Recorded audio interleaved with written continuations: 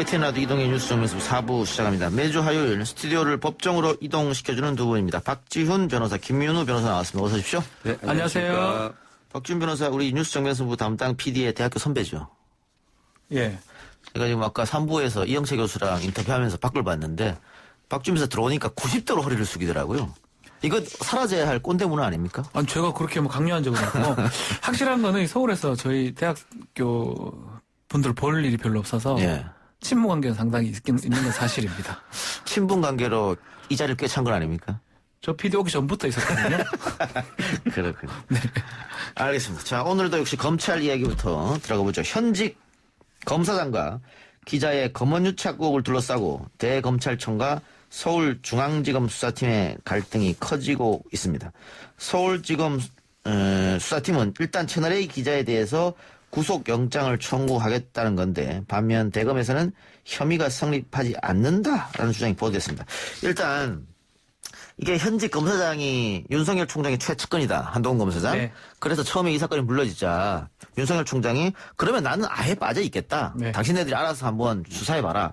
해서 서울중앙지검에서 수사를 해서 채널A 기자 뭐 불러서 조사했고 한동훈 검사장의 휴대폰을 압수수색했고 그래서 채널A 기자에 대한 구속영장을 청구하고 하겠다는데 지금 윤석열 총장이 막아선 상황이죠. 그렇죠. 중간에서. 이게 변곡점이 생겼어요. 처음 시작할 때는 너무 늦은 수사가 아니냐. 과연 이 수사가 될 것이냐. 그리고 최측근이다. 총장의 최측근을 조사하는 게 쉽지 않지 않느냐 이런 생각을 했는데 서울중앙지검 형사 1부에서 이 사건을 담당을 했는데요. 윤석열 총장은 나는 뭐 보고를 받지 않겠다라고 얘기한 그 상황에서 중앙지검 형사 1부가 뭐 정말 중요한 증거를 발견했는지 아니면 검찰총장 뜻하고 좀 다르게 수사가 진행된 것 같습니다. 6월 4일 날이 변곡점인데요.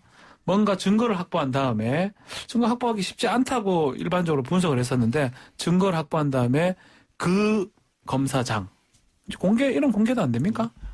다 했나요? 제가 했지 않습니까? 한동훈 예. 검사장도 피의자로 입건해버렸습니다. 그때부터 상황이 상당히 지금 꼬이고 있는 그런 상황입니다. 지금 박지훈 변호사가 얘기한 증거라고 하는 게 이동재 기자 같은 경우에는 자기 신의 핸드폰과 이 노트북을 포맷해버렸잖아요. 그렇죠. 포맷해버렸고 해서 증거를 아까 나올 수 없는 상태인데 그 이동재 기자의 후배 기자죠. 백모 기자. 네. 백모 기자 휴대폰에서 뭔가 나오지 않았는지 이런 얘기 있더라고요. 추측이 되는 거예요. 왜냐하면 백모 기자하고 이동재 기자랑 둘이서 이 한동훈 검사장 만나러 갔을 때 그때 내용들이 지금 알려져 있는 부분인데 지금 보도에 따라서는 뭐 크게 문제가 안 되는 부분이라고 얘기가 하는 경우도 있습니다. 그리고 아마 공개가 안 된 부분도 있을 것 같기도 하고요. 자, 지금 방금 박지훈 변호사가 얘기한 거는 조선일보 보도에서는 문제가 안 된다고 나왔는데 네. 한겨레신문 보도에서는 문제가 된다고 나왔거든요. 그래서 이것도 수사팀에서 네. 조선일보 보도를 반박하는 유리한 것만 발췌해서 보도했다 이렇게 반박하고 조선일보가 재반박하고 이런 상황인데 김윤우 변호사가 그거 지금 뭘 발췌를 했고 뭐가 유리한 증거라고 하는지 그거 설명 좀 해주시기 바랍니다. 네, 조선일보 보도가 20일 날 나왔는데요. 지난 2월에 윤석열 총장이 부산지검 고검을 방문했을 때 이동재 기자가 거기 취재차 따라갔습니다. 그때 한 검사장을 만나서 나는 대화 내용이 뭐냐면 한 검사장이 유시민 노무현재단 이사장 의혹에 대해서 관심이 없고 신라젠 사건은 권력형 비리가 아니라 민생범죄라고 규정을 했다는 거죠. 그러면 이게 사실이라면 한동훈 검사장은 죄가 없다 이렇게 될 수 있겠죠. 예. 뭐 그럴 수도 있겠지만 저는 좀 의아스러운 게 이게 언제 녹음됐는지도 모르겠지만 요날 이후에 공모가 있을 수도 있는 거거든요. 그렇죠. 예. 이날 이후에. 예. 그래서 유시민 노무현 재단 이사장 의혹에 대해서 이날 이후 대화가 시작됐다는 증거가 될 수도 있는 겁니다. 그래서 꼭 이날 이후에 아무것도 없었다라는 거라면 모르겠는데 요런 대화를 나누고 그 이후에 계속 한 대여섯 번 통화를 했다면 그 이후에 사람이 생길 수도 있는 거잖아요. 반복되는 대화 속에서. 그러니까 그거는 요것만 가지고 좀 단정하기 어려운 것 같습니다. 그리고 서울중앙지검에서 조선일보 보도에서 반박한 것은 확보된 증거자료 중 관련자에게 유리할 수 있는 부분만 선택적으로 보도해서 사실관계 전반을 호도하거나 왜곡해서 수사 과정의 공정성에도 오해를 불러일으킬 수 있다. 이렇게 반박했는데 그렇죠. 그럼 반대로 생각하면은 뭔가가 있다라고 볼 수 그렇죠. 있잖아요. 예. 수사팀은요. 이 사건은요. 이런 말씀을 좀 드리기 조금 제가 죄송스럽지만 아주 간단한 사건입니다. 강요, 뭔가 협박해서 뭔가 일을 시키고자 했던 거, 강요 미수죄 아니면 협박죄 같은 범죄거든요. 녹음에 다 남아있을 겁니다. 뭐 재산 범죄라든지 다른 범죄가 아니기 때문에 증거를 확보할 필요도 없고 그 예. 녹음 자료만 받아보면 유죄다, 무죄다 이게 확인이 되는 거거든요. 예. 수사한 팀이 이런 얘기를 한다는 거는 어떤 언론기관과 다르게 다른 증거를 확보했을 가능성이 아주 높고요. 수사의 팀이 이 정도 얘기할 정도면 증거를 갖고 있다는 뜻이에요. 갖고 있지 않으면 이런 얘기를 할 수가 없습니다. 그래요. 예. 알겠습니다.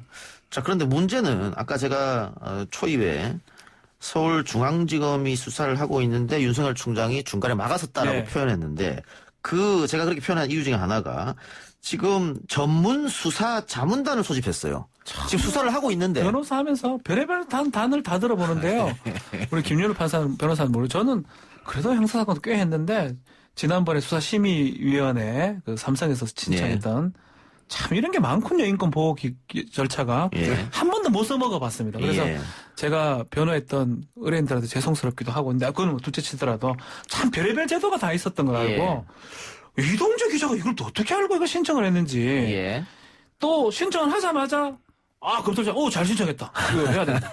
이렇게 쫙쫙 떨어지는 게 저는 저 머리로는 이해가 좀 어렵습니다. 사실은 지금 담당하는 부장이 있고 지검장이 있고 다 이렇게 라인이 있는데 거기서 이거 말고 전문 수사 자문단 신청해야 됩니다라고 신청을 했다는 건데 그렇죠. 정말 이 비공개 예규로 정해져 있는 거 아닙니까? 이거 어떻게 알고 뭘 믿고 신청했느냐 이게 정말 궁금한 거죠. 게다가 피의자가 신청했는데 이걸 받아주고도 상당히 이례적이고. 그렇죠. 그래서 지금 수사팀은 반발하고 있는 거죠. 원래는요, 이거 언제 써먹었냐면 우리 다 기억할 겁니다. 강원랜드 채용 의혹, 불법 채용 의혹. 그 사건 관련해서 수사팀은 기소를 하려고 했었고요. 근데 지휘부에서는 좀 기소하기 좀 어렵지 않느냐. 그런 일이 생겼을 때 수사 자문단을 소집하는 뭐 그런 데서 먹는 거거든요. 강원랜드 채용비리 수사 때 처음 있었군요. 예. 그리고 그게 결국은 수사팀하고 지휘팀하고 이거를 법적으로 좀 검토가 필요할 때 그럴 때 좀 다른 형사법 전문가들한테 얘기를 들어서 하는 건데 이게 강요가 뭐가 어렵어요.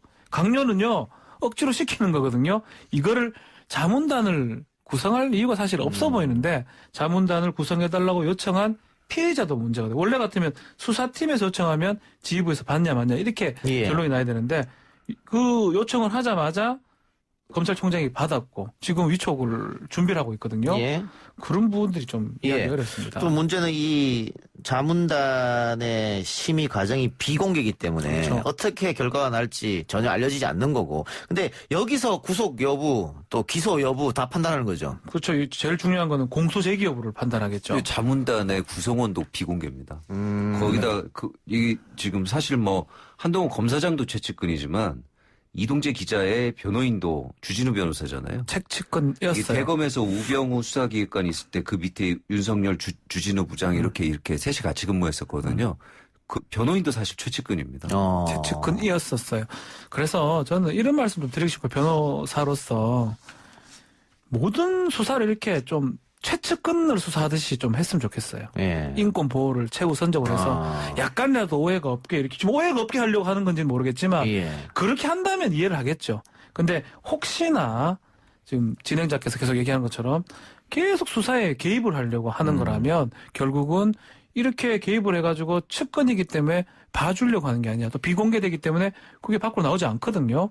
그런 오해를 살 여지가 있기 때문에 이런 경우라면 그냥 놔두고 뭐 기소할 거면 기소하고 아니면 아니고 이렇게 하는 게 맞는데 그 개입된 양상이 좀 모양새가 안 좋다라는 것이죠. 예. 아까 그 녹취록 관련해서도 사실 이게 수사 대상인 피의자도 총장의 최측근이고 변호인도 최측근인 상황에서 그 녹취록을 자기들에게 유리한 증거라고 조선일보 인터뷰까지 하는 마당에 그 형사 일부에서는 이것이 유죄를 입증할 증거라고 해서 입건까지 했지 않습니까? 그렇죠. 그렇다면 보도 안 된 부분에 지금 공개할 단계가 아니어서 공개를 안 하겠지만 그 증거 내용이 상당히 높은 수준이지 않을까 그런 생각도 해봅니다. 예.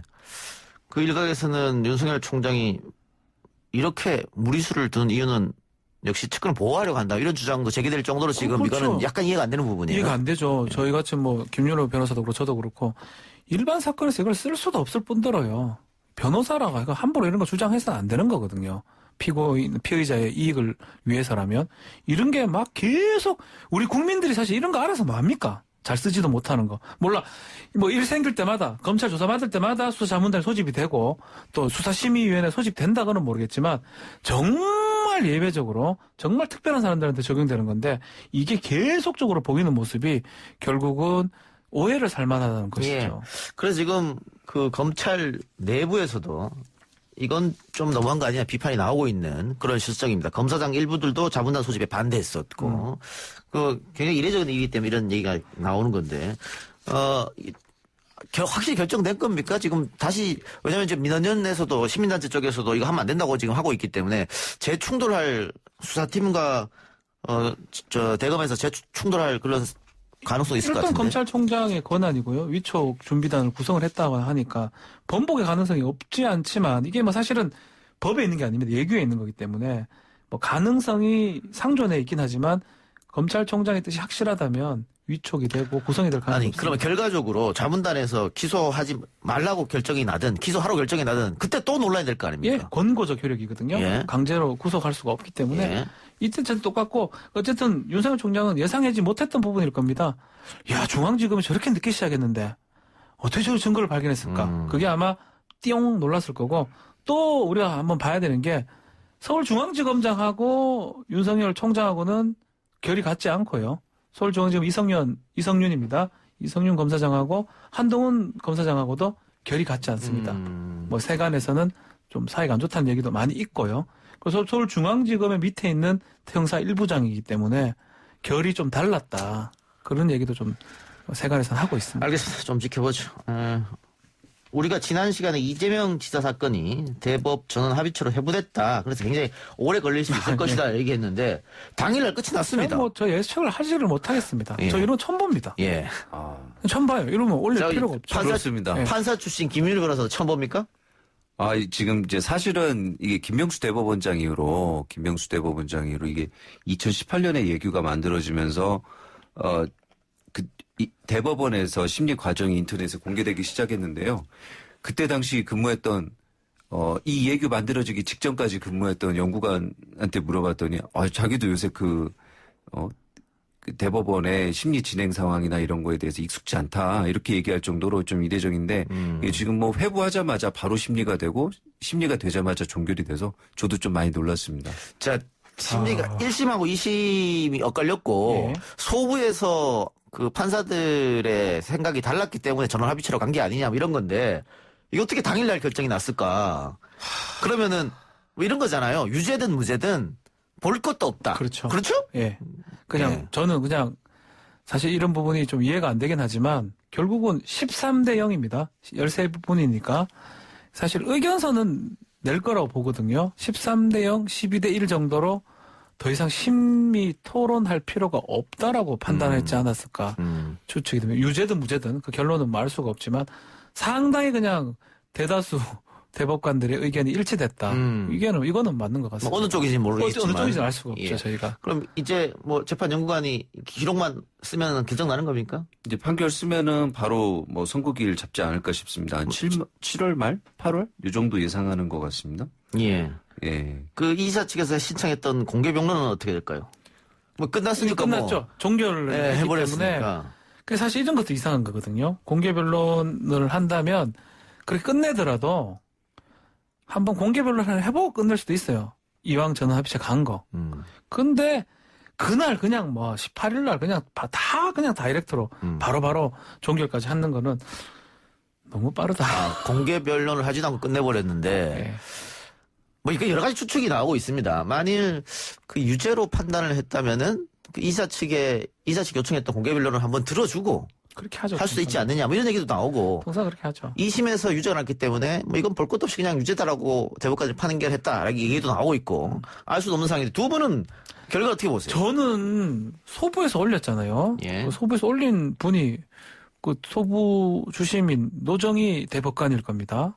노정희 대법관이 당황을 했을 거예요. 어떤 이유로 올렸든지 간에. 그 올렸다라는 거는 전원합의체 가는 게 판례를 변경하는 거 그리고 뭐 중요한 사건들 그래서 정말 심의가 필요한 사건이기 때문에 이게 빨리 끝내기 위해서 올리면 안 됩니다. 최소한 충분히 심리를 하려고 올리는 거라고 보는데 그럼 그 올린 사람이 판단을 잘못했다라는 겁니다. 대법관 중에 한 분이. 이렇게 빨리 끝날 거를 뭐하러 올렸습니까? 이런 결론이 날 것 같고 저는 오히려 그렇다고 하더라도 이게 저희 뭐 법률적 지식에 따르면 조금 이재명 지사한테 유리한 좀 결과가 나지 않을까 저는 좀 그렇게 판단이 되는데 모르겠습니다. 예. 김민우 변호사? 이래저래. 저도 뭐 비슷한 생각인데요. 일단은 보통은 대법관 사이에서 의견이 갈려가지고 전원합의체를 간다고 할 것 같으면 반대 의견에 대해서 반대 의견을 반영하는 연구관 보고서가 나오고 그 다음에 이제 회부가 되거든요.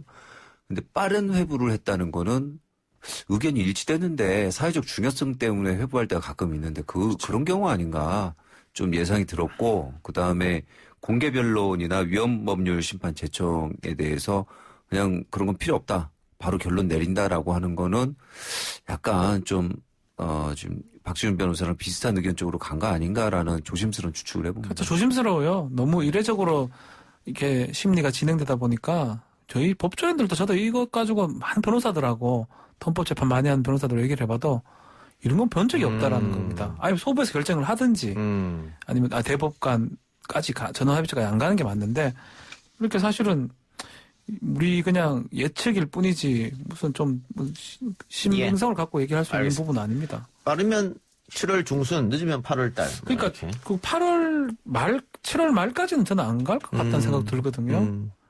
정말 그래. 늦으면 8월 휴가 끝난 직후가 될 것 같아요. 다른 이야기 해보죠. 대북 전단을 둘러싸고 남북 긴장 관계가 높아졌는데 오늘 새벽에 또 북한 단체가 탈북 단체죠. 대북 전단을 살포했다. 기습적으로 이런 얘기 들립니다. 경기도가 대북 전단 살포 4개 단체를 경찰에 수사 의뢰를 하고 했다고 하는데 어떤 혐의로 수사 의뢰를 한 겁니까? 네, 사기하고 자금 유용 등의 혐의로 경찰에 수사를 의뢰했는데요. 그 내용은 이들 단체가 대북 전단 살포 행위를 북한 인권활동으로 위장해서 비용을 후원받고 있지만 실제로는 상대를 모욕할 뿐이고 단체의 돈벌이로 활용한다는 의혹이 언론 등으로부터 끊임없이 제기되고 있다면서 이는 형법상 사람을 속여 재물을 교부받거나 재산상 이익을 취득한 것으로 사기죄에 해당할 여지가 있다라는 내용이 하나 있고요. 국가안보를 해치는 불온자금 유입이 의심되며 후원금 용처가 불분명해 횡령과 유용 등이 의심되는 등 수사가 필요하다라는 게 수사 의뢰 이유에 들어가 있다고 합니다. 알겠습니다. 이 부분에 대해서 조금 더 지켜봐야 될 것 같고요. 그렇죠. 지금 오늘 대북 전단 살포했던 사람을 경찰이 쫓고 있다고 하니까 하나만 더 해보고 마칩시다. 시간이 얼마 안 남았는데 드루킹 댓글 조작 의혹으로 기소된 김경수 경남지사의 항소인 재판이 최근 열렸는데 닭갈비 논쟁이 벌어졌다고 하는데 그 증인으로 나온 닭갈비 그 사장님께서 검찰 측이 원하는 대답 안 해준 것 같습니다. 그렇죠. 아주 쉽게 말하면요. 이 닭갈비 사장이 와서 포장해갔다고 얘기를 해버렸습니다. 검찰에서는 식사를 거기서 했다고 먹고 했는데 갔다는데 예. 포장해갔다는 입장은 김경수 지사 측 입장은 똑같습니다. 아마 예. 검찰 특검이 이 닭갈비 사장이 와서 밥 먹고 갔다는 얘기를 들으려고 데리고 온 것 같은데 예. 와가지고 포장해갔다고 막 소리를 질러버리니까 오히려 김경수 지사 측에서 이게 완전 탄식이 흘러나왔다 하거든요. 예. 결정적인 증언 중에 하나가 되지 않을까 이렇게 예. 예상이 됩니다. 근데 지금 닭갈비 사장님은 검찰 조사를 받을 때도 포장이었다고 얘기했다는데 어떻게 조서에는 이게 식사를 했다고 적혔는지 모르겠어요. 조서가 아니라 지금 수사 보고서인데 수사 수사 보고서입니다. 보고서가 예. 모든 그러니까 수사기관 입장에선 편리하죠. 그냥 전화해보고 전화통화 내용 그대로 적어서 수사 보고서에 적어서 그 검사 결재 맡으면은 형사상 증거로 인정을 해주고 있는데 사실 이런 부분을 계속 변호사들은 문제 제기를 하지만 그렇죠. 재판부는 이걸 굉장히 결정적인 증거로 써왔거든요. 근데 거기 써 있는 내용에 전화통화 내용을 보여주면서 이렇게 검찰 수사관한테 얘기하지 않았냐니까 아니 그때도 그 배달이다 포장이다라고 설명을 했는데 왜 이렇게 적혔는지 나는 모른다라고 한 그리고 겁니다. 검찰에서 25번 테이블하고 적혀 있으니까 25번 테이블 이게 여기서 먹었다는 뜻이 아니냐 했더니 그건 허위. 예. 마지막 테이블 25번이고 포장은 25번이라는 포장할 때 항상 25번 쓴다 거죠. 이렇게 얘기했기 때문에 검찰 측이 좀 코너에 몰린 게 아닌가. 그런 생각이 듭니다. 그러면 1심 공소사실 인정된 게 뒤집어집니다. 예. 그러니까요. 예, 알겠습니다. 두 분 말씀 오늘 여기까지 듣겠습니다. 수고하셨습니다. 감사합니다. 감사합니다. 오늘 저희가 준비한 수사는 여기까지고요. 저는 내일 이 시간 다시 돌아오겠습니다. 들어주신 여러분 대단히 감사합니다.